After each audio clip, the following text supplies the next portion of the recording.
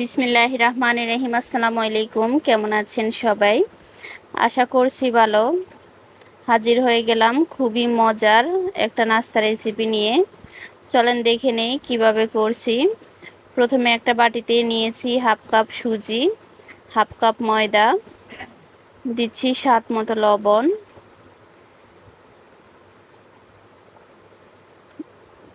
2 table চামচ গুঁড়ো দুধ,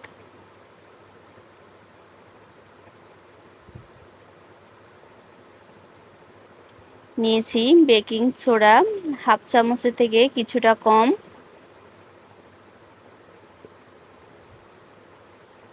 দিচ্ছি চিনি,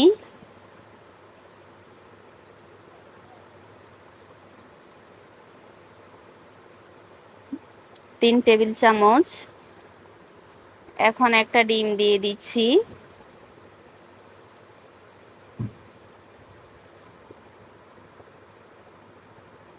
ডিম দিয়ে ভালোভাবে নেড়ে ছেড়ে মিশিয়ে নেব।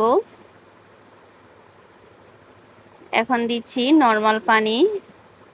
পানিটা আমি একেবারে দিব না, একটু একটু করে দিব আর একটা ব্যাটার তৈরি করে নিব।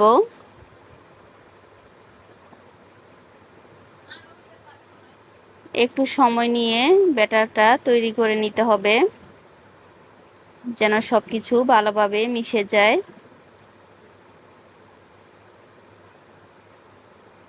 আরও কিছুটা পানি দিয়ে দিচ্ছি।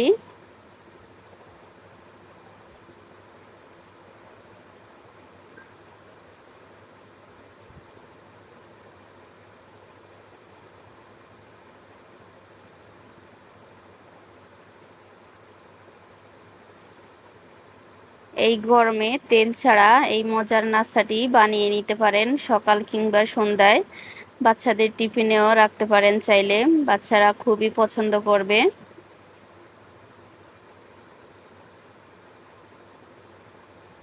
এই তো ভালোভাবে মিশিয়ে নিয়েছি।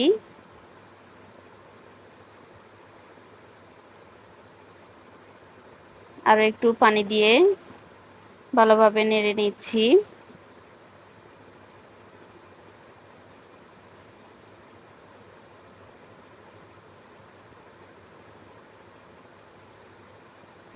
এই ব্যাটারটা বেশি পাতলাও হবে না, আবার বেশি ঘনও হবে না।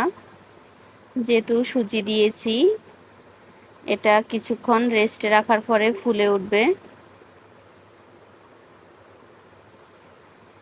কেমন হবে দেখিয়ে দিচ্ছি।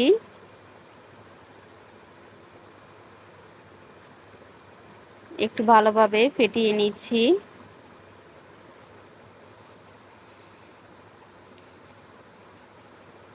এখন এটাকে আমি 30 মিনিট রেস্টে রেখে দিব। ফিরে আসলাম 30 মিনিট পর। চলে যাচ্ছি চুলায়। চুলায় একটা তাওয়া গরম বসিয়ে দিয়েছি। এখন সামান্য একটু তেল দিয়ে ভালোভাবে ছড়িয়ে দিচ্ছি।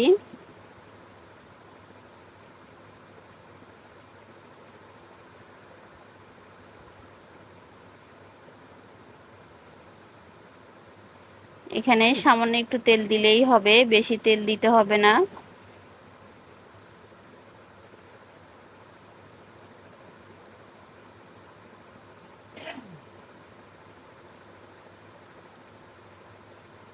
এখন ঢাকনা দিয়ে অপেক্ষা করব। এই তো নাস্তাটা হয়ে গিয়েছে।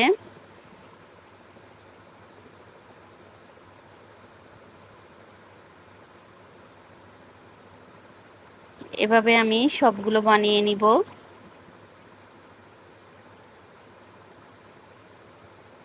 এই নাস্তাটা খেতে কিন্তু খুবই মজা হয়েছিল। একবার এভাবে বানিয়ে দেখবেন।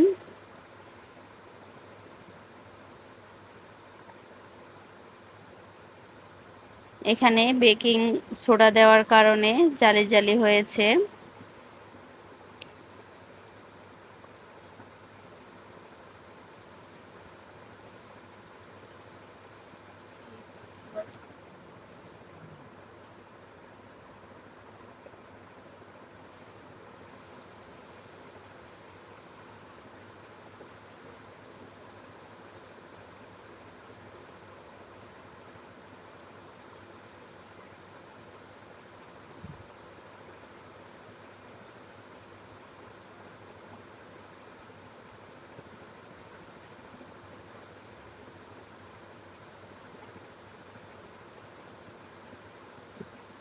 এই নাস্তাটা বানাতে খুবই কম সময় লাগে আর খেতে কিন্তু খুবই ভালো হয়।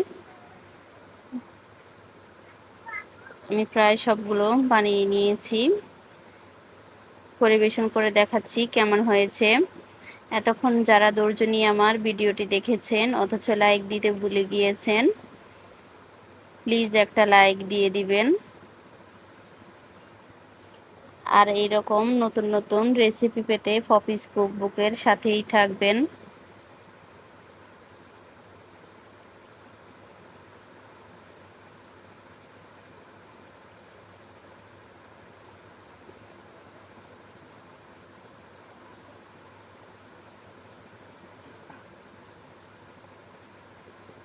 দেখা হবে অন্য কোনো ভিডিওতে।